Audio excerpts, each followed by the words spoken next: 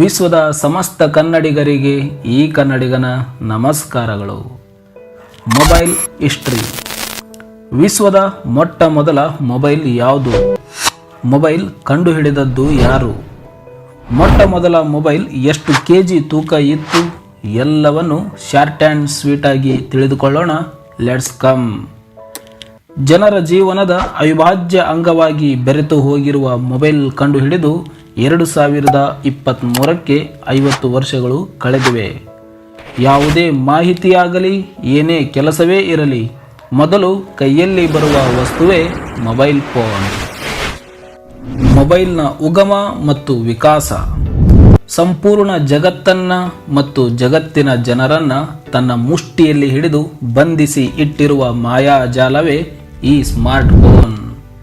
ಆದರೆ ಡೈರೆಕ್ಟ್ ಆಗಿ ಈ ಸ್ಮಾರ್ಟ್ ಫೋನನ್ನೇ ಕಂಡುಹಿಡಿಯಲಾಗಿಲ್ಲ. ಯಾವುದೇ ಒಂದು ಅತ್ಯುನ್ನತ ಸಾಧನೆ ಎಂಬುದು ಒಂದೇ ದಿನಕ್ಕೆ ಒಂದೇ ಪ್ರಯತ್ನಕ್ಕೆ ದಕ್ಕುವುದಿಲ್ಲ.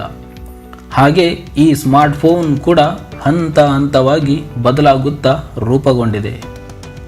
ಕರೆ ಮಾಡಿ ಮಾತನಾಡಲು ಅಂತ ಮೊದಲು ಕಂಡುಹಿಡಿದ ಸಾಧನವೇ telephone. Telephone to car phone, car phone to mobile phone, mobile phone to smartphone. ಹೀಗೆ ನೂತನ ಸಂಶೋಧನೆ ಮತ್ತು ಡೆವಲಪ್ ಆಗ್ತಾ ಇವತ್ತು ನಮ್ಮ ಕೈಯಲ್ಲಿ ಸ್ಮಾರ್ಟ್ ಫೋನ್ ಬಂದು ನಿಂತಿದೆ. ಹಾಗಾದರೆ ಟೆಲಿಫೋನಿಂದ ಹಿಡಿದು ಸ್ಮಾರ್ಟ್ ಫೋನ್ ಆಗಿ ರೂಪುಗೊಂಡಿದ್ದು ಹೇಗೆ? ಒಂದು ಸ್ವಲ್ಪ ಇತಿಹಾಸ ನೋಡೇ ಬಿಡೋಣ ಬನ್ನಿ. ಟೆಲಿಫೋನ್. ಟೆಲಿಫೋನ್ ಕಂಡುಹಿಡಿದದ್ದು ಯಾರು? ಪ್ರಪಂಚದಲ್ಲಿ ಮೊಟ್ಟ ಮೊದಲ ಕಾಲ್ ಮಾತನಾಡಿದ್ದು ಯಾರು? ಸುಮಾರು 1878ರಲ್ಲಿ ಸ್ಕಾಟ್ಲೆಂಡ್ನ ಸಂಶೋಧಕ ಅಲೆಕ್ಸಾಂಡರ್ ಗ್ರಹಾಂ ಬೆಲ್ ಎನ್ನುವ ವಿಜ್ಞಾನಿ ಟೆಲಿಫೋನ್ ಅಥವಾ ದೂರವಾಣಿಯನ್ನು ಮೊಟ್ಟ ಮೊದಲು ಸಂಶೋಧನೆ ಮಾಡುತ್ತಾರೆ. ಪ್ರಪಂಚದಲ್ಲಿ ಮೊಟ್ಟ ಮೊದಲ ಕಾಲ್ ಮಾಡಿ ಮಾತನಾಡಿದ್ದು ಸಹ ಇವರೇ. ಇಲ್ಲಿ ಗಮನಿಸಬೇಕಾದ ಸಂಗತಿ ಏನೆಂದರೆ 1973ರಲ್ಲಿ ಮೊಬೈಲ್ ಫೋನ್ ಕಂಡುಹಿಡಿಯಲಾಗಿದ್ದು 2023ಕ್ಕೆ 50 ವರ್ಷ ಆಗಿದೆ. ಆದರೆ ಮೊಬೈಲ್ ಫೋನ್ಗಿಂತ 95 ವರ್ಷ ಮುನ್ನವೇ ಅಲೆಕ್ಸಾಂಡರ್ ಗ್ರಹಾಂ ಬೆಲ್ ಈ ಟೆಲಿಫೋನನ್ನು ಕಂಡುಹಿಡಿದಿದ್ದರು. ಇದೇ ಟೆಲಿಫೋನ್ ಮುಂದೆ ಕಾರ್ ಫೋನ್ ಸಂಶೋಧಿಸಲು ಬುನಾದಿಯಾಯಿತು. Car phone. ಕಾರ್ ಫೋನ್ ಎಂದರೆ ಏನು? ಅದರಿಂದ ಮೊಬೈಲ್ ಜನ್ಮ ತಾಳಿದ್ದು ಹೇಗೆ? 1947ರಲ್ಲಿ ಅಮೆರಿಕಾದ ಬೆಲ್ ಲ್ಯಾಬ್ ಸಂಸ್ಥೆಯು ದೂರವಾಣಿ ತಂತಿಯನ್ನು ಹೊಡೆದು ಹಾಕಲು ಒಂದು ವಿಶಿಷ್ಟವಾದ ಪ್ರಯೋಗ ನಡೆಸಿತು. ಅಂದರೆ ಈಗ ನಿಮ್ಮ ಕೈಯಲ್ಲಿರುವ ಮೊಬೈಲ್ ತಂತಿರಹಿತವಾಗಿದೆ. ಆದರೆ ಟೆಲಿಫೋನ್ ತಂತಿಗಳ ಮೂಲಕ ಮಾತ್ರ ಸಂಪರ್ಕ ಕಲ್ಪಿಸುತ್ತಿತ್ತು. ಅದಕ್ಕೆ ಕಾರ್ ಫೋನನ್ನು ತಂತಿರಹಿತವಾಗಿ ಸಂಶೋಧಿಸಲಾಯಿತು. ಸೆಲ್ಯುಲಾರ್ ಟೆಲಿಫೋನ್ ಟವರ್ ಬಳಸಿ ಚಲಿಸುವ ಕಾರಿನಲ್ಲಿ ಕಾಲ್ ಮಾಡಿ ಮಾತನಾಡಬಹುದಾದ ಸಾಧನವನ್ನು ಅಳವಡಿಸಲಾಯಿತು. ಇದಕ್ಕೆ ಕಾರ್ ಫೋನ್ ಎನ್ನಲಾಗುತ್ತದೆ. ಈ ಕಾರ್ ಫೋನ್ ಸುಮಾರು 36 ಕೆಜಿ ತೂಕದ ಫೋನ್ ಆಗಿದೆ. ಟೆಲಿಫೋನ್ ಇದ್ದ ಸ್ಥಳದಿಂದಲೇ ಮಾತ್ರ ಮಾತನಾಡಲು ಸಾಧ್ಯವಾದರೆ ಕಾರ್ ಫೋನ್ ಮೊದಲ ಬಾರಿಗೆ ಓಡಾಡುತ್ತಾ ಬಳಕೆ ಮಾಡಲು ಮೊದಲ ಮೊಬೈಲ್ ಆಗಿ ರೂಪುಗೊಂಡಿತು. ಅಂದರೆ ಚಲಿಸುವ ಕಾರಿನಲ್ಲಿ ತಂತಿರಹಿತವಾಗಿ ಮಾತನಾಡಲು ಸಾಧ್ಯವಾಯಿತು. ಆದರೆ ಕಾರ್ ಫೋನ್ ಯಾಕೆ ಫೇಮಸ್ ಆಗಲೇ ಇಲ್ಲ ಮತ್ತೆ ಹೆಚ್ಚು ಬಳಕೆಗೆ ಬರಲೇ ಇಲ್ಲ? ಕಾರ್ ಫೋನ್ 36 ಕೆಜಿ ತೂಕದ ತುಂಬ ಭಾರ ಮತ್ತು ಅತ್ಯಂತ ದುಬಾರಿಯಾಗಿತ್ತು.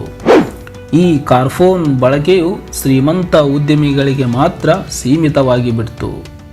ಹೀಗಾಗಿ ಸಾಮಾನ್ಯ ಜನರ ಕೈ ಸೇರಲೇ ಇಲ್ಲ. ಆದರೆ ಇದೇ ಕಾರ್ ಫೋನ್ ಮುಂದೆ ಮೊಬೈಲ್ನ ಕಲ್ಪನೆಗೆ ಸ್ಫೂರ್ತಿಯಾದದ್ದು. Mobile phone. ಪ್ರಪಂಚದ ಮೊಟ್ಟ ಮೊದಲ ಮೊಬೈಲ್ ಫೋನ್ ಕಂಡುಹಿಡಿದವರು ಯಾರು ಮತ್ತೆ ಯಾವಾಗ ಕಂಡುಹಿಡಿದರು? Martin Cooper. ಇವರೇ ಮೊಬೈಲ್ನ ಜನಕ. ಪ್ರಪಂಚದ ಜನರನ್ನೆಲ್ಲ ಮೊಬೈಲ್ನ ಕೈಗೊಂಬೆ ಮಾಡಿ ಹೋದ ಮಹಾನ್ ಬುದ್ಧಿವಂತ. ಅಮೆರಿಕದ ಮೊಟೊರೋಲಾ ಸಂಸ್ಥೆಯ ಉದ್ಯೋಗಿ ಆಗಿದ್ದ ಮಾರ್ಟಿನ್ ಕೂಪರ್ 1973 ಏಪ್ರಿಲ್ 3ರಂದು ಪ್ರಪಂಚದ ಮೊಟ್ಟ ಮೊದಲ ಮೊಬೈಲನ್ನು ಕಂಡುಹಿಡಿಯುತ್ತಾರೆ. ಜಗತ್ತಿನ ಮೊದಲ ಮೊಬೈಲ್ನಲ್ಲಿ ಕರೆ ಮಾಡಿ ಮಾತನಾಡಿದ್ದು ಇವರೇ. ಅದು ತನ್ನ ಪ್ರತಿಸ್ಪರ್ಧಿ ಎಂಜಿನಿಯರ್ ಆಗಿದ್ದ ಜೋಯೆಲ್ ಎಂಗಲ್ಗೆ ಕರೆ ಮಾಡಿ ಮಾತನಾಡಿದ್ದರು. ಹಾಗಾದರೆ ಜಗತ್ತಿನ ಮೊದಲ ಮೊಬೈಲ್ ಎಷ್ಟು ಕೆಜಿ ತೂಕ ಇತ್ತು ನಿಮಗೆ ಗೊತ್ತಾ? ಅದು ಸುಮಾರು 1 ಕೆಜಿಗೂ ಅಧಿಕ ತೂಕದ ಸಾಧನವಾಗಿತ್ತು.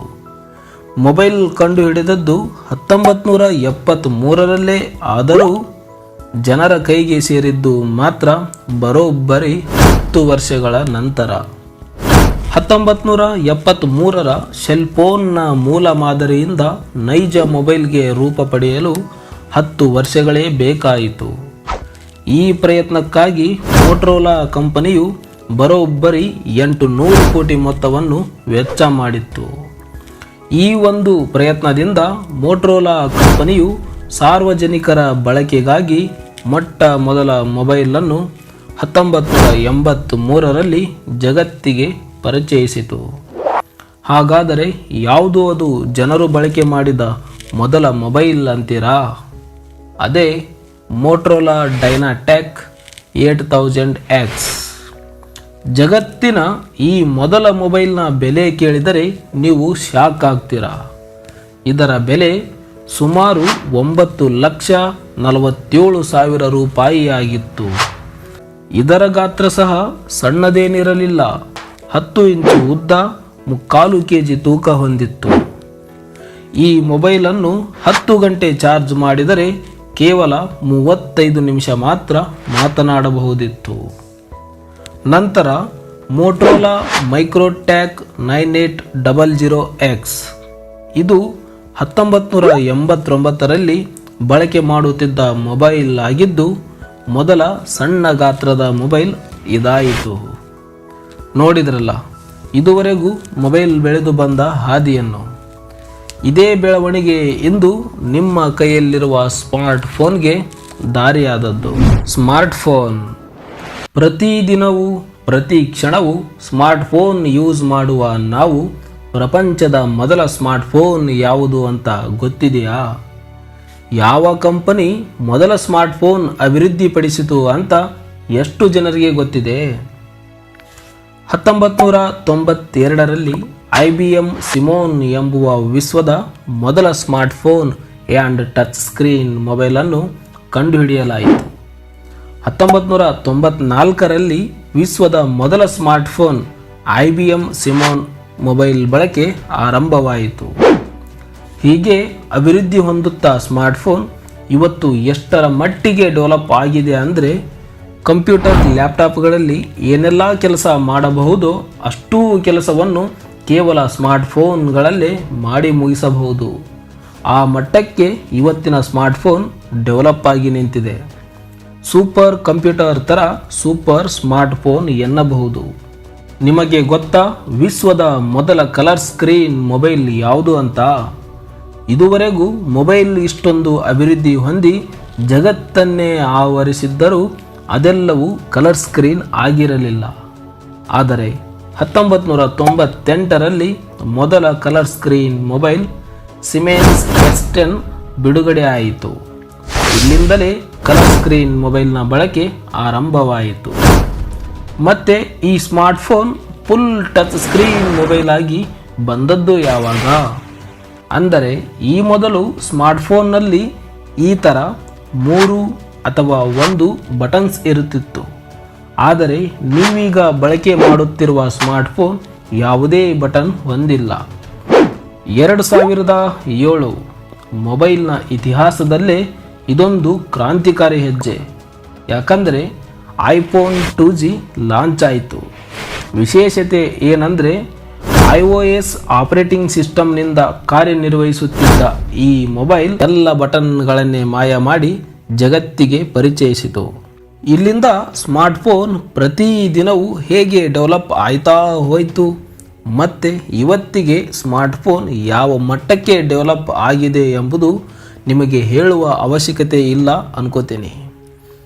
ಇನ್ನೊಂದು ಇನ್ಫಾರ್ಮೇಷನ್, 2013ರಲ್ಲಿ ಬಳಕೆಗೆ ಬಂದ ಐಫೋನ್ 5S ಆ್ಯಪಲ್ ಫೋನ್ನಲ್ಲಿ ಮೊಟ್ಟ ಮೊದಲ ಬಾರಿಗೆ ಫಿಂಗರ್ ಪ್ರಿಂಟ್ ಸಂವೇದಕ ಜಗತ್ತಿಗೆ ಅಚ್ಚರಿಯನ್ನೇ ಮೂಡಿಸಿತು. ಇದುವರೆಗೂ ಸ್ಮಾರ್ಟ್ಫೋನ್ನ ಇತಿಹಾಸ ನೋಡಿದ್ದಾಯಿತು. ಹಾಗೆ ನಮ್ಮ ದೇಶದಲ್ಲಿ ಮೊಬೈಲ್ ಬಳಕೆ ಇತಿಹಾಸ ಎಲ್ಲಿಂದ ಪ್ರಾರಂಭ ಆಯಿತು? ಭಾರತದಲ್ಲಿ ಮೊಬೈಲ್ ಬಳಕೆ ಪ್ರಾರಂಭ. ಭಾರತದಲ್ಲಿ ಮೊಟ್ಟ ಮೊದಲ ಮೊಬೈಲ್ ಕರೆ ಮಾತನಾಡಿದ್ದು ಯಾವಾಗ ಮತ್ತೆ ಅದು ಯಾರು? ಸುಖಾರಾಮ್ ಭಾರತದಲ್ಲಿ ಮೊದಲ ಕರೆ ಮಾಡಿ ಮಾತನಾಡಿದ್ದು ಇವರೇ.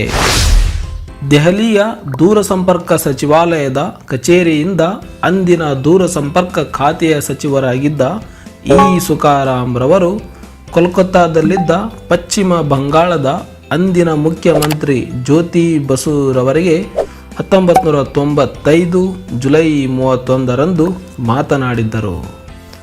ಆಗ ಪ್ರತಿ ಕರೆಗೆ ನಿಮಿಷಕ್ಕೆ 16 ರೂಪಾಯಿ ವೆಚ್ಚ ತಗುಲುತ್ತಿತ್ತು. ನೋಡಿದರಲ್ಲ, ಈಗ ನಿಮ್ಮ ಕೈಯಲ್ಲಿರುವ ಈ ಮೊಬೈಲ್ನ ಇತಿಹಾಸ ಹೇಗಿತ್ತು ಅಂತ. ಓಕೆ, ಮತ್ತೆ ಮುಂದಿನ ವಿಡಿಯೋದಲ್ಲಿ ಸಿಗೋಣ. ಧನ್ಯವಾದ.